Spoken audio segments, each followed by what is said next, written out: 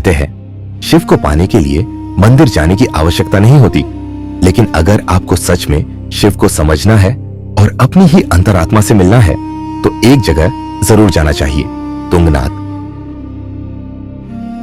हिमालय की ऊंचाइयों में समुद्र तल से लगभग 3680 मीटर की ऊंचाई पर स्थित यह मंदिर पंच केदारों में सबसे ऊंचा और दुनिया के सबसे ऊंचे शिव मंदिरों में से एक है।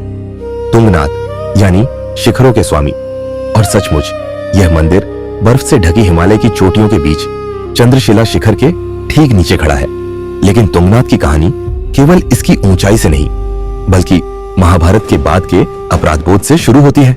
कुरुक्षेत्र के विनाशकारी युद्ध के बाद पांडवों पर अपने ही कुल के विनाश और ब्रह्महत्या का पाप था। वे भगवान शिव से क्षमा मांगना चाहते थे, लेकिन शिव उस युद्ध से क्रोधित थे और उनसे मिलना नहीं चाहते थे। इसलिए उन्होंने नंदी बैल का रूप धारण किया और गढ़वाल के इन दुर्गम पर्वतों में छिप गए। जब पांडव यहां पहुंचे तो भीम ने एक असामान्य बैल को देखा और तुरंत समझ गए कि यह स्वयं शिव है। जैसे ही उन्होंने उसे पकड़ने की कोशिश की, वह बैल धरती में समा गया और फिर शिव 5 अलग अलग स्थानों पर प्रकट हुए।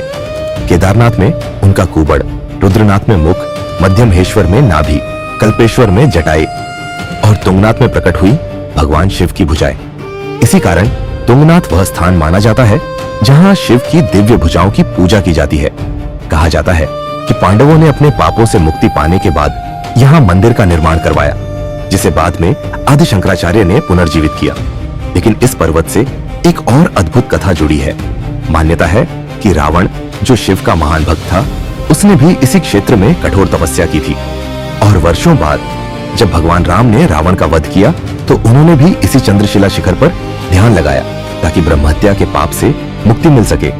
इस तरह यह पर्वत एक दुर्लभ स्थान बन जाता है जहां राम और रावण दोनों की आध्यात्मिक यात्राओं के निशान मिलते हैं। शायद इसी कारण जब कोई यात्री तुंगनाथ की सीढ़ियां चढ़कर यहां पहुंचता है तो उसे सिर्फ एक मंदिर नहीं मिलता, बल्कि ऐसा लगता है जैसे वह उस स्थान पर खड़ा है जहां देवताओं, इतिहास और हिमालय तीनों एक साथ मिलते हैं।